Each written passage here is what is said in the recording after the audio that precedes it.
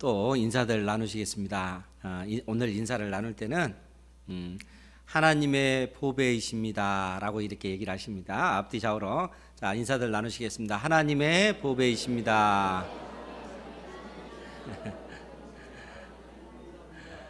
아멘. 정말 그렇습니다. 정말 여러분들 자신이 하나님에게 있어서 보배십니다. 제가 하는 얘기가 아니고 하나님께서 이스라엘 백성들에게 주신 약속입니다. 그러니까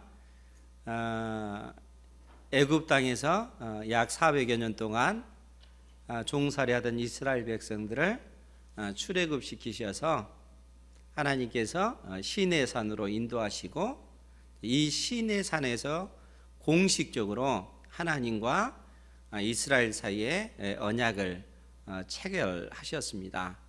이 언약을 체결하는 것을 통해서 이스라엘이 하나님의 자녀, 하나님의 백성이 된 것입니다.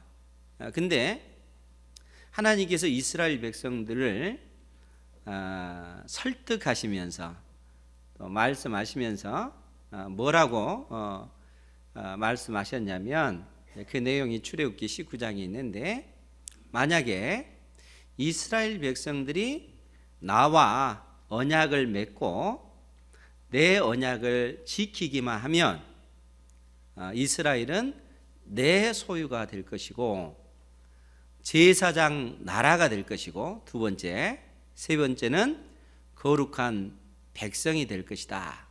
하나님께서 이렇게 만드시겠다라고 약속해 주셨습니다. 그러니까 하나님의 소유라는 그 얘기는 하나님의 보배라는 그 얘기예요. 하나님께서 이스라엘이 하나님과 언약을 체결하게 되면 이스라엘 백성들은 하나님에게 있어서 보배가 된다는 거예요.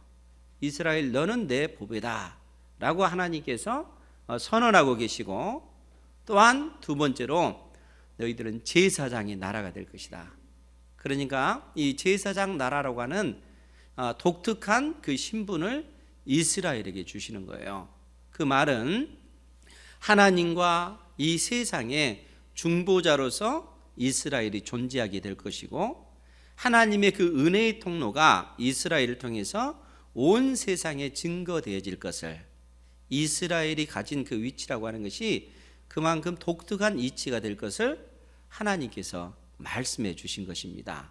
뿐만 아니라 거룩한 백성이 된다는 것은 구별된 백성, 이 세상 속에 있지만 이 세상 사람들과 같지 아니하고 구별된 백성, 이 세상에서 하나님께서 구별해 내신 백성이 될 것이다 라고 하나님께서 이스라엘에게 약속해 주셨습니다.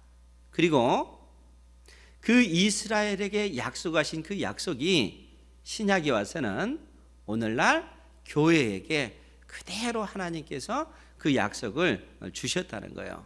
그러니까 오늘날 교회가 하나님에게 있어서는 하나님의 보배가 되는 것이고 오늘날 교회가 하나님에게 있어서는 제사장 나라가 되는 것이고 오늘날 교회가 하나님에게 있어서는 거룩한 백성, 이 세상 속에서 구별된 백성으로 살아가게 되었다 하는 것입니다.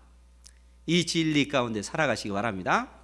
그러니까 여러분들이 매일의 그 삶을 살아가면서 내 자신이 어떤 존재인가, 하나님 앞에 내가 어떤 존재인가, 나는 하나님의 보배야.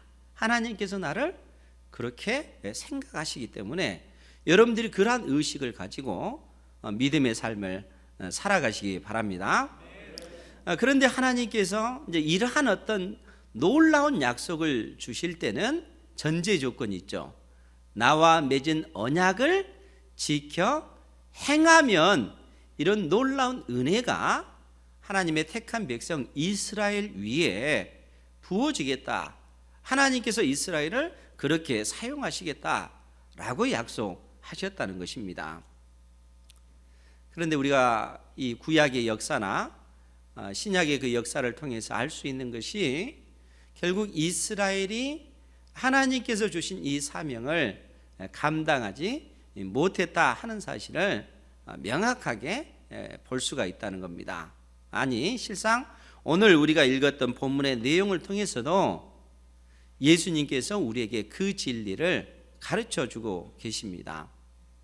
여러분, 그 포도원 농부 비유, 이 비유의 내용을 실상 우리가 잘 알고 있는 내용이잖아요.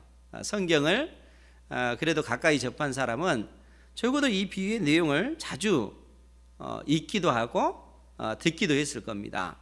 그런데 오늘 여러분들의 그 생각을 새롭게 해서 하나님께서 이 포도원 농부 비유를 통해서 우리에게 정말 우리에게 말씀하시고자 하는 바가 무엇인가 하는 사실을 다시 한번 생각할 수 있는 그러한 시간이 되시기를 주님의 이름으로 축원드립니다. 주님께서 이 말씀을 주실 때는 사실 예수님께서 이 말씀을 주시고 나서 며칠 후 십자가에 못 박혀 죽으시게 됩니다. 무슨 얘기냐면 예수님께서 십자가에 못 박혀 죽으시기 위해서 예루살렘에 입성하셨는데 예루살렘에 입성하실 때가 무슨 요일이라고 했습니까?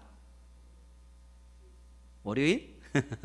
주일날, 오늘날 우리식으로 표현하면 주일날 예수님께서 예루살렘에 입성하셨습니다. 나귀, 어린 나귀를 타고 입성하셨잖아요. 그래서 수많은 사람들이 종려나무 가지를 흔들면서 호산나 다윗의 자손이여 찬송하리로다 이렇게 외쳤잖아요. 그래서 종려주일, 주일날을 종려주일 그렇게 얘기하잖아요. 예수님께서 예루살렘의 왕으로서 하나님의 아들 그리스도로서 메시아로서 예루살렘에 입성하실 때가 주일날이었다는 거예요. 그런데 우리 주님께서 그 주일날 예루살렘에서 주무신 것이 아니고 다시 그 예루살렘을 빠져나가셔서 베다니에서 주무시고 나서 그 다음 날 월요일 날 다시 예루살렘에 입성하셨습니다. 그리고 예수님께서 예루살렘에 입성하셔서 그 월요일 날 아주 놀라운 일을 행하셨습니다. 그 일이 뭐냐면 하나님의 성전을 청결하게 하는 그 일을 주님께서 행하신 것입니다. 그러니까 성전에 들어갔을 때 그 성전 안에 수많은 사람들이 장사하는 그러한 모습 가운데 있었고 또 비둘기 파는 사람들도 있었고 돈을 바꾸는 사람들도 있었다는 거예요. 우리 주님께서 그러한 사람들을 다 내쫓으시고 비둘기 파는 사람들을 막 책망하시고 그들의 상을 뒤집어 엎으시고 그 돈 바꾸는 사람들 그들을 책망하고 그들을 쫓아내시고 하는 그러한 일들을 통해서 성전을 청결케 하는 그 일을 월요일 날 하신 것입니다. 그러니까 주님께서 내 아버지의 집은 만민이 기도하는 집인데 정작 너희들은 강도의 속을 강도의 구렬로 너희들이 만들었다라고 책망하시면서 이 성전 자체를 청결케 하시는 그러한 일들을 우리 주님께서 행하셨다는 거예요. 그리고 나서 그 다음 날 월요일에 어떤 일이 있었냐면 그 다음 날 월요일이 아니고 그 다음 날 화요일 날 어떤 일이 있었냐면 오늘 우리가 읽었던 본문의 내용 포도원 농부의 비유의 말씀을 예수님께서 하신 것입니다.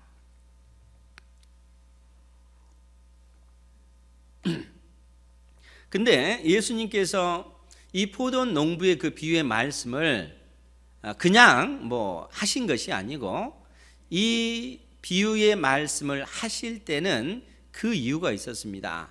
그 이유가 뭐냐면 20장 1절에 그 내용이 표현이 되어 있는데 누가복음 20장 1절에 뭐라고 기록이 되어 있냐면 하루는 예수께서 성전에서 백성을 가르치시며 복음을 전하실 때 대제사장들과 서기관들이 장로들과 함께 가까이 와서 여기서 하루는 이 하루는 화요일 날입니다. 그러니까 그 전날 예수님께서 성전을 청결케 하신 이 사건을 대제사장들, 서기관들, 장로들이 목격하고 나서 오늘 예수님 앞에 나와서 하는 얘기가 2절에 보면 당신이 무슨 권위로 이런 일을 하는지 이 권위를 준 이가 누구인지 우리에게 말하라.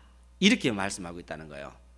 그러니까 대제사장들, 서기관들, 장로들이 예수님에게 와서 당신이 이처럼 이러한 일들을 행했는데 그 권위를 누가 당신에게 준 것인가? 라고 질문을 하는 것입니다. 그 말은 예수님께서 성전을 청결케 하신 이 사건 때문에 지금 대제사장들, 서기관들, 장로들이 화가 나가지고 예수님을 찾아와서 당신이 한 이 일에 이 권위를 누가 당신에게 준 것이냐? 라고 질문을 하고 있는 것이죠. 여러분, 이때 당시 이스라엘의 어떤 그 종교 지도자들, 대제사장들, 서기관들, 장로들, 이 사람들은 어떤 사람들인가 하면 사내들인 공회 회원들입니다. 사내들인 공회라고 하는 것은 이때 당시 이스라엘이 로마의 식민지 하에 있기 때문에 이스라엘을 실질적으로 통치하는 이스라엘의 어떤 정치, 종교의 그 영역을 담당하고 있는 사람들이 사내들인 공회라고 하는 것이에요. 약 70명이 그 회원으로 구성이 되어 있는데 이 사내들인 공회의 의장이 누군가 하면 대제사장이 사내들인 공회의 의장입니다. 그러니까 이 사람들이 어떤 결정을 하냐면 이스라엘에 있어서 정치적인 문제들, 종교적인 문제들을 판단하는 그 역할을 이 사람들이 감당을 하고 있는 거예요. 더더구나 하나님의 성전에 관련된 그 일은 전적으로 대제사장이 그 권한을 가지고 있기 때문에 대제사장의 허락이 없으면 성전 안에서 장사한다 하는 그 일은 전적으로 불가능한 일입니다. 무슨 얘기냐면 성전 안에서 비둘기를 팔고 돈 바꾸는 일을 하고 장사하는 그런 사람들이 불쌍한 사람, 가난한 사람들이 아니고 대제사장에게 엄청난 돈을 주고 대제사장의 허락하에 점포를 내서 그곳에서 장사하는 사람들이라는 거예요. 그러니까 이러한 어떤 그 권한을 대제사장과 사내들인 공회가 허락해 준 것입니다. 그러니까 이 대제사장과 사내들인의 이 공회의 허락하에 성전 안에서 그 마땅한 그들의 그 권리를 보장받고 이 사람들은 장사를 하고 있는데 예수님께서 그곳에 나타나셔서 그 장사하는 사람들을 다 내쫓으시고 그들의 상을 뒤집어 엎으시고 너희들이 내 아버지의 집을 강도의 굴로 만들었다 이렇게 책망을 하는 거예요. 그러니까 이러한 일을 행하신 예수님을 보면서 이 대제사장들과 서기관들, 장로들이 충격을 받는 거예요. 그래서 그 다음날 예수님에게 와서 하는 얘기가 누가 당신에게 그러한 권위, 그 권세를 주었는가? 라고 질문을 하고 있는 것이죠. 그러니까 우리는 당신에게 그런 권위를 주지도 않았는데 당신은 무슨 권위로 성전 안에서 장사하는 이 사람들을 쫓아냈느냐? 누가 당신에게 그 권위를 줬냐? 라고 질문을 하는 것입니다. 그때 예수님께서 뭐라고 말씀하시냐면 20장 3절 말씀에 보면 대답하여 이르시되 나도 한 말을 너희에게 물으리니 내게 말하라. 요한의 세례가 하늘로부터냐 사람으로부터냐? 예수님에게 질문하는 그들에게 예수님께서 오히려 역으로 질문하시는 것입니다. 세례 요한의 세례가 요한이 준 세례가 하늘로부터 온 것이냐 아니면 사람으로부터냐? 즉 이 말은 무슨 얘기냐면 세례 요한이 하나님께서 보내신 선지자냐 아니면 세례 요한이 하나님께서 보낸 선지자가 아닌데 그가 자의로 선지자 노릇을 한 것이냐, 이런 질문인 것입니다. 그런데 예수님께서 이 질문을 그들에게 던졌을 때 그들이 어떻게 대답해야 될지를 모르겠는 거예요. 왜 그런가 하면 세례 요한은 하나님께서 보내신 선지자다 이렇게 답하게 될 경우 어떤 문제가 생기냐면 세례 요한이 이 땅에서 선지자로서 증언하신 분이 누구시냐면 예수님이시기 때문에 그렇습니다. 바로 예수님이 하나님의 아들 그리스도시요 세상 죄를 지고 가는 하나님의 어린 양 되신다 하는 사실을 증언한 사람이 바로 세례 요한이기 때문에 그런 것입니다. 그러니까 만일 그 대제사장들과 서기관들, 장로들이 세례 요한은 하나님께로부터 온 선지자다라고 얘기한다면, 그렇다면 당신은 왜 하나님께로부터 온 선지자가 증언한 나 예수 그리스도를 하나님의 아들 그리스도로 믿지 않느냐라는 이러한 반문을 당할 수가 있는 것입니다. 지금 대제사장들, 서기관들, 장로들은 예수님을 하나님의 아들로 믿지 않는 것입니다. 받아들이지를 않는 거예요. 그렇기 때문에 그 대답을 못하는 것입니다. 그래서 세례 요한은 사람 스스로 선지자 노릇하는 사람이다. 만일 이렇게 대답했을 경우 하나님의 백성 이스라엘이 다 알고 있는 사실은 세례 요한은 하나님께서 보내신 선지자다 하는 사실들을 백성들이 알고 있기 때문에 만일 그들이 세례 요한은 스스로 선지자 노릇을 한 사람이다 라고 했을 경우 백성들에게 돌을 맞아 죽을 그 일이라는 거예요. 그러니까 이러지도 못하고 저러지도 못하는 가운데 그들이 낸 대답은 5절 말씀해 보면 7절 말씀해 보면 우리 7절 말씀 7절 8절을 같이 한번 보죠. 시작. 대답하되 어디로부터인지 알지 못하노라 하니 예수께서 이르시되 나도 무슨 권위로 이런 일을 하는지 너희에게 이르지 아니하리라 하시니라. 아멘. 대제사장들과 서기관들과 장로들이 어디로부터인지 알지 못하노라. 세례 요한이 준 세례가 어디에서부터 온 건지, 하나님께로부터 온 것인지, 자기 스스로 자의로 한 것인지 알지 못하겠다라고 대답하니까 예수님께서 하신 말씀이 그럼 나도 너희에게 대답하지 않겠다, 이 말씀을 하시는 것입니다. 왜 그런가 하면 실상 대제사장들, 서기관들, 장로들이 예수님께서 행하신 여러 기적들, 일들을 통해서 예수님이 누구신가 하는 사실에 대해서 실상 명확하게 주님께서 보여주셨기 때문에 이미 그들은 예수님이 누구신지 충분히 알 만한 그러한 지식과 지혜가 그들에게 주어졌다는 거예요. 그럼에도 불구하고 예수님을 하나님의 아들로 받아들이지 못하는 그 이유가 무엇이겠습니까? 예수님으로 말미암아 지금껏 자기들이 누리고 있는 그 위치, 그 지위, 그 명예, 그 권력 자체가 흔들리기 때문에 그런 것입니다. 여러분, 이 말이 실상 굉장히 무섭고 두려운 말인데 이스라엘에게 있어서 가장 거룩한 곳이 어디입니까? 성전이죠. 성전. 이스라엘 모든 백성들이 다 타락한다 할지라도 결코 타락해서 안 되는 곳은 성전이라는 거예요. 성전에서 하나님을 예배하는 제사장들과 또 이 하나님께서 주신 거룩한 제도인 이 제사 제도 자체는 결코 타락해서는 안 됩니다. 왜냐하면 이스라엘 백성들이 범죄했을 때 이 죄의 문제를 해결할 수 있는 유일한 곳이 성전에서 이루어지기 때문에 그렇다는 거예요. 그렇기 때문에 제사장과 제사 제도 자체는 결코 타락해서는 안 되는데 지금 이스라엘에게 있어서 가장 심각하게 타락한 곳이 어디냐면 이 성전이라는 거예요. 성전이 가장 타락했고 제사장이 가장 타락했고 하나님께서 주신 그 거룩한 제도인 제사 제도 자체가 심각하게 오염되어서 하나님의 백성이 더 이상 하나님 앞에 나갈 수 없는 그러한 상황이 되어버리고 만 것입니다.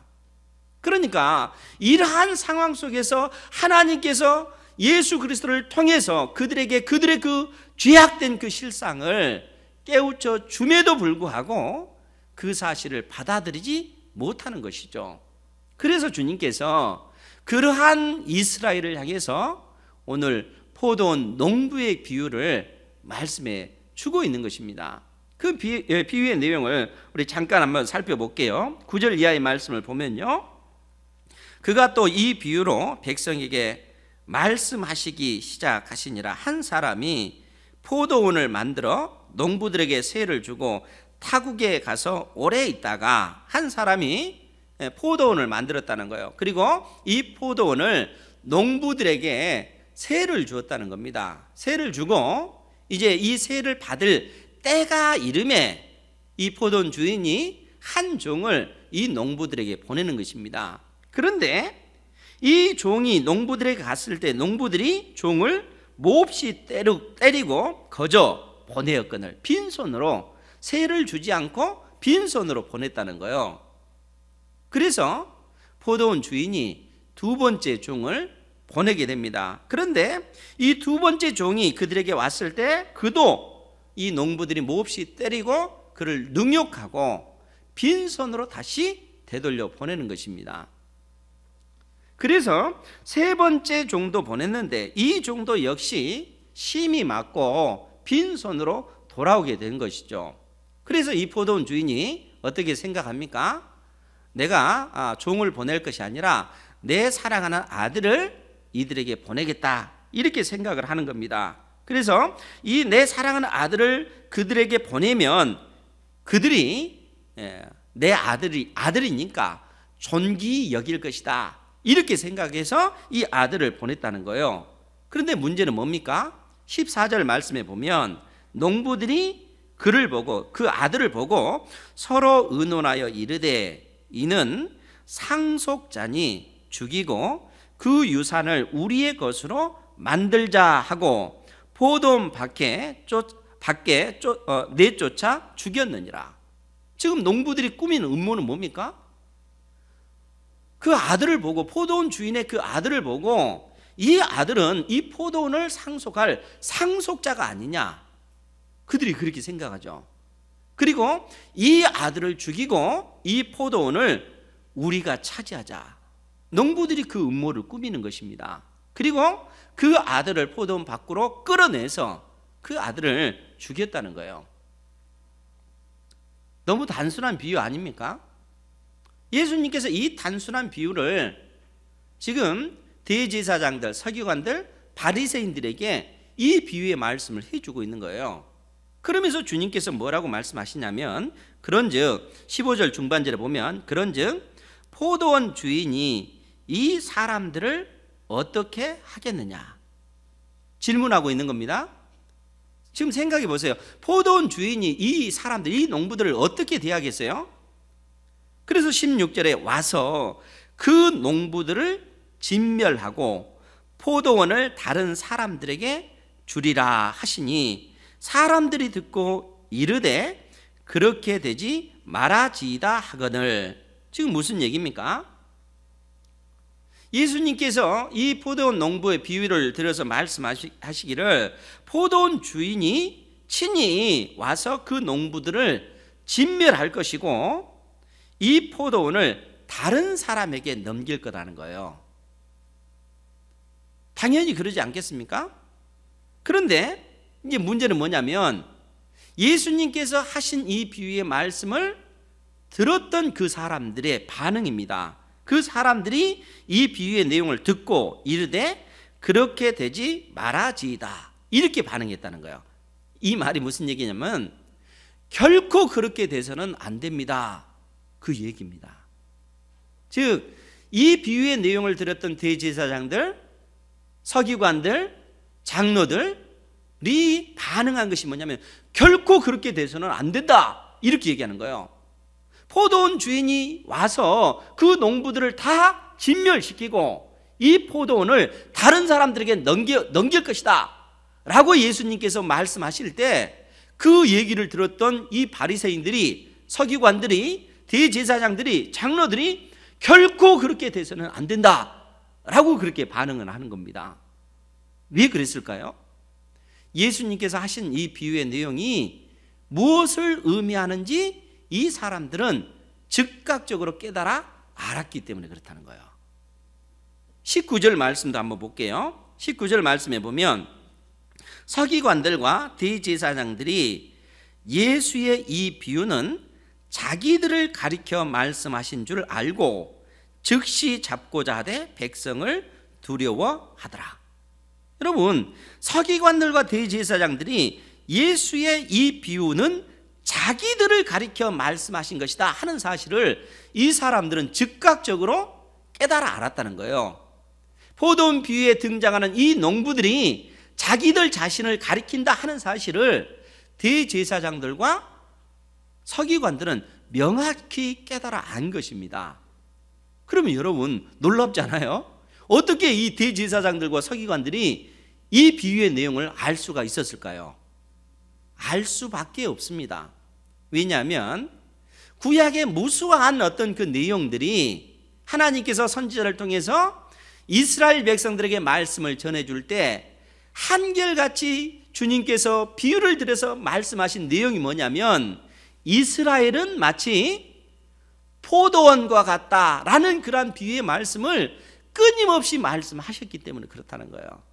그러니까 예수님께서 이 포도원 농부의 비유를 통해서 포도원 얘기를 할 때 이 포도원이 이스라엘 자체를 가리킨 것이다 하는 사실을 대제사장들, 서기관들은 명백히 깨달아 알고 있었다는 거예요. 우리가 그 내용을 한번 좀 살펴볼까요? 이사야서 5장에 있는 말씀인데 이사야서 5장 1절에서 2절에 있는 말씀을 먼저 보도록 하겠습니다. 구약 성경 972페이지에 있는 말씀이에요.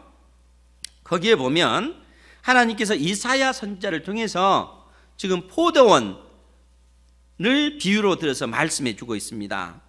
이사야서 5장 1절 이하에 보면 나는 내가 사랑하는 자를 위하여 노래하되 내가 사랑하는 자의 포도원을 노래하리라. 내가 사랑하는 자에게 포도원이 있으며 심히 기름진 산에로다. 땅을 파서 돌을 제하고 극상품 포도나무를 심었도다. 그 중에 망대를 세웠고 또 그 안에 술틀을 팠도다. 좋은 포도 맺기를 바랐더니 들포도를 맺었도다. 무슨 얘기입니까? 지금 하나님께서 이스라엘을 비유로 들어서 말씀하고 있는 거예요. 그러니까 하나님께서 정말 그 좋은 포도밭을 하나 만들고 이 포도밭에 극상품의 포도나무를 그 포도원에 심었다는 거예요. 뭐 때문에 그 극상품의 포도나무를 심겠습니까? 극상품의 열매를 얻기 위해서, 열매를 얻기 위해서 극상품의 포도나무를 심었는데 문제는 그 나무에서 들포도 열매가 열린 거예요. 극상품의 열매가 맺혀진 것이 아니라 들포도 열매가 맺힌 것입니다. 지금 그 사실을 얘기해 주고 있는 거예요. 그러면서 3절 이하에 뭐라고 표현됐냐면 예루살렘 주민과 유다 사람들아 구하노니 이제 나와 내 포도원 사이에서 사리를 판단하라. 너희들이 판단해봐라 라고 얘기하는 거예요. 그러면서 내가 내 포도원을 위하여 행한 것 외에 무엇을 더할 것이 있으랴. 내가 좋은 포도 맺기를 기다렸거늘 들포도를 맺음은 어찌 됨인고. 이제 내가 내 포도원에 어떻게 행할지를 너희에게 이르리라. 내가 그 울타리를 걷어 먹힘을 당하게 하며 그 다음을 헐어 짓밟히게 할 것이요 내가 그것을 황폐하게 하리니 다시는 가지를 자름이나 북을 돋우지 못하여 찔레와 가시가 날 것이며 내가 또 구름에게 명하여 그 위에 비를 내리지 못하게 하리라 하셨으니 무릇 만군의 여호와의 포도원은 이스라엘 족속이요 그가 기뻐하시는 나무는 유다 사람이라. 그들에게 정의를 바라셨더니 도리어 포악이요 그들에게 공의를 바라셨더니 도리어 부르짖음이었도다. 지금 여러분 하나님께서 이사야 선지자를 통해서 이 말씀을 주실 때는 어떤 상황 가운데 주신 거냐면 이때는 이미 약 20여 년 전에 북이스라엘이 아수르에 의해서 멸망당한 상태입니다. 이미 북이스라엘은 아수르에 의해서 멸망당한 상태고 지금 남유다 역시 아수르의 사네립의 그 군대에 의해서 그야말로 포위돼서 위기 가운데 처해져 있는 이러한 상황이라는 거예요. 이러한 상황 속에서 하나님께서 이사야 선지자를 통해서 이 말씀을 주시는 거예요. 그런데 여러분, 이사야서 1장 1절 이하에 시작할 때 하나님께서 뭐라고 먼저 선언하신지 아십니까? 1장 2절에 보면, 이사야서 1장 2절에 보면 뭐라고 그렇게 선언되었냐면, 이야기 같이 한번 볼까요? 1장 2절 시작. 하늘이여 들으라, 땅이여 귀를 기울이라. 여호와께서 말씀하시기를 내가 자식을 양육하였거늘 그들이 나를 거역하였도다. 아멘. 지금 이사야 선지자가 하늘이여 들으라, 땅이여 귀를 기울이라, 하늘과 땅을 증인으로 불러내는 거예요. 왜 하늘과 땅을 이렇게 부르시냐면, 실상 하나님께서 이스라엘 백성들과 시내산에서 언약을 맺을 때 그 언약의 증인을 하나님께서 누구로 세웠냐면 하늘과 땅을 증인으로 세워서 하나님께서 이스라엘과 언약을 맺으신 거예요. 그리고 하나님께서 이스라엘을 지극히 귀한 포도밭으로 만든 거예요. 그리고 이스라엘을 향해서 뭐라고 말씀하셔요? 너는 나에게 있어서 보배다. 너희들은 내 보배다. 너희들은 이 세상 속에서 제사장의 나라가 될 것이고, 너희들은 이 세상 속에서 구별된 백성, 거룩한 백성으로 존재하게 될 것이다. 하나님께서 이스라엘을 그처럼 존귀한 존재로, 지극히 귀한 포도원으로 그렇게 만드신 거예요. 그러니까 하나님께서 이 일의 증인, 내가 반드시 너희들에게 복을 줄 것이고 은혜를 줄 것이고 하나님의 보배가 될 것이고 제사장 나라가 될 것이고 거룩한 백성이 되도록 내가 만들겠다. 그리고 이 일의 증인이 하늘과 땅이라는 거예요. 나도 생명 걸고 너희들에게 이러한 은혜를 내릴 테니까 이스라엘 백성들아, 너희도 나에게 생명을 걸고 나와 맺은 언약을 지켜 행하라. 하나님께서 이렇게 명령을 하신 거예요. 그런데 문제는 뭡니까? 이스라엘 백성들이 끊임없이 하나님과 언약을 맺은 이후로 약 700여 년 동안 이스라엘 백성들은 한결같이 하나님과 맺은 언약을 파기했을 뿐만 아니라 하나님께서 주신 그 거룩한 제도, 제사장의 그 제도, 제사 제도, 하나님의 성전 자체, 정말 타락해서는 안 되는 그 성전 자체가 완전히 부정한 장소요, 죄악의 속을, 강도의 굴이 되어버리고만 이런 상황이 됐다는 거예요. 그러니까 더 이상 이스라엘에게는 소망이 없는 것입니다. 그래서 하나님께서 이사야 선지자를 통해서 하늘과 땅을, 그 증인으로 세웠던 그 하늘과 땅을 향해서 하나님께서 한탄하면서 그 증인들을 소환해내시는 거예요. 즉 하나님과 이스라엘 사이에 맺은 언약이 파기되었고, 이 파기된 것 때문에 북이스라엘은 이미 멸망당했고, 이제 남유다 역시 하나님께서 심판하시겠다는 거예요. 이 포도원 비유를 통해서, 그러니까 이 이사야서 5장에 나오는 이 포도원 비유를 통해서 하나님께서는 이스라엘을 그야말로 지극히 극상품의 포도나무를 이 포도원에 심었지만 유다 백성은 들포도가 되고 만 거예요. 그러면 어떻게 하겠는가 하는 거예요. 하나님께서 이 포도원 자체를 완전히 폐하겠다는 겁니다. 가시와 엉겅퀴가 나는 땅으로 만들어버리겠다는 겁니다. 하늘에서 더 이상 비가 내려서 그 포도나무가 자라나지 못하도록, 비가 안 내리도록 하나님께서 막으시겠다는 거예요. 하나님의 두렵고 무서운 이 심판의 말씀을 하나님께서 이사야 선지자를 통해서 주신 것입니다. 그리고 예수님 당대 이스라엘 백성들은 역사를 통해서 이미 그들은 그 사실을 뼈저리게 느꼈던 사람들입니다. 아니, 남유다가 이미 멸망당하고 그 이후에 그들이 독립된 국가를 이룹니까? 그러지 못했잖아요. 예수님 당대의 이스라엘 백성들은 여전히 로마라고 하는 나라의 식민지 하에 있다는 거예요.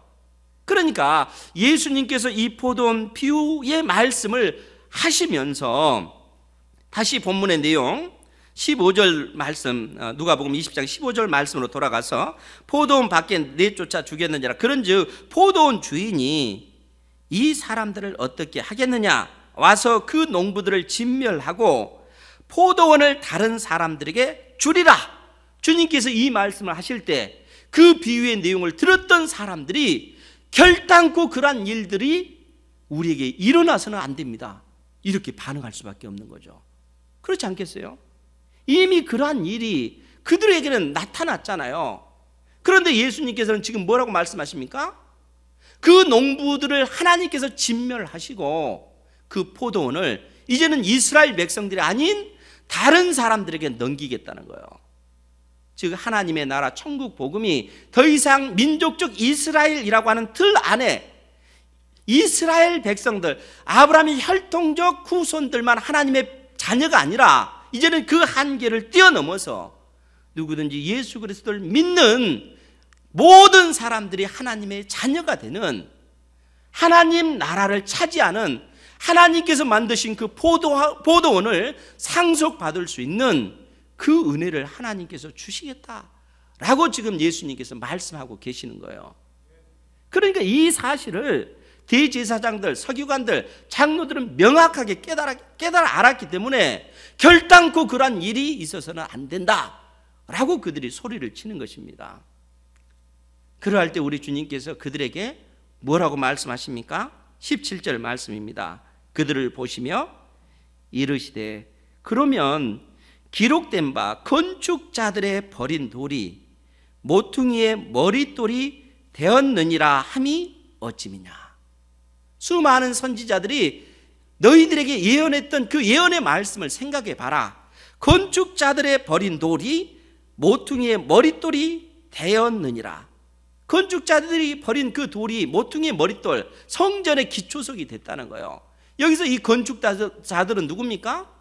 하나님께서 이스라엘에게 이스라엘을 맡기시고 그 이스라엘을 하나님의 선하신 뜻 안에서 그 이스라엘을 이끌어 가야 될 종교 지도자들이죠. 대제사장들, 서기관들, 장로들이죠.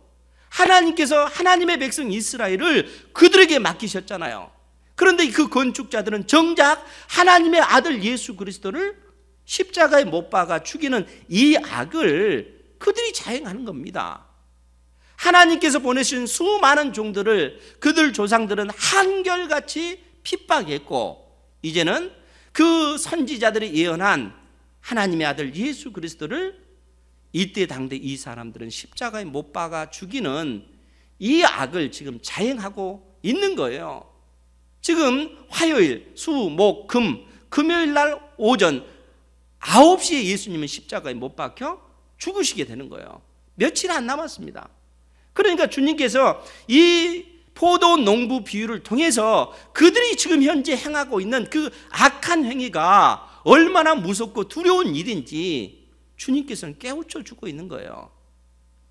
대제사장들, 서기관들, 장로들에게 이 사실을 깨우쳐 주고 있다는 거예요.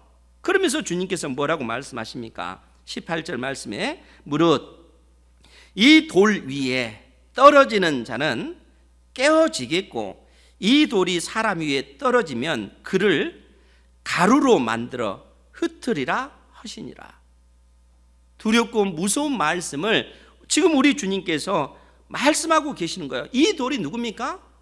우리 주 예수 그리스도시죠. 그러니까 예수 그리스도를 대적하고 예수 그리스도를 십자가에 못 박아 죽이려고 하는 그러한 사람들은 그들의 운명이 어떻게 되집니까? 마치 돌 위에 떨어지는 자는 깨어지겠고, 여러분 이 튼튼한 이 반석 위에 그 유리 그릇 하나가 떨어졌을 때 어떻게 돼요? 그 반석 위에 아주 그야말로 산산조각이 나고 말잖아요. 우리 주 예수 그리스도를 대적하는 그 인생은 결국 그 인생의 끝이 그렇게 끝나고 말 거라는 거예요. 주님께서 지금 현재 그 이스라엘의 종교 지도자들에게 그 경고를 하시는 거예요. 뿐만 아니라 이 돌이 사람 위에 떨어지면 그를 가루로 만들어 흩으리라. 우리 주 예수 그리스도를 대적하는 그 세력은 결국 그와 같은 두렵고 무서운 그 심판이 그의 인생 가운데 나타나게 될 것을 말씀해 주고 있다는 거예요. 사랑하는 성도 여러분, 이 얼마나 두렵고 무서운 말씀입니까? 우리 주님께서는 이러한 말씀을 대제사장들, 서기관들, 장로들에게 지금 말씀해 주고 있는 거예요. 그러면 그들이 이 사실을 깨닫지 못했습니까? 깨달아 알았잖아요.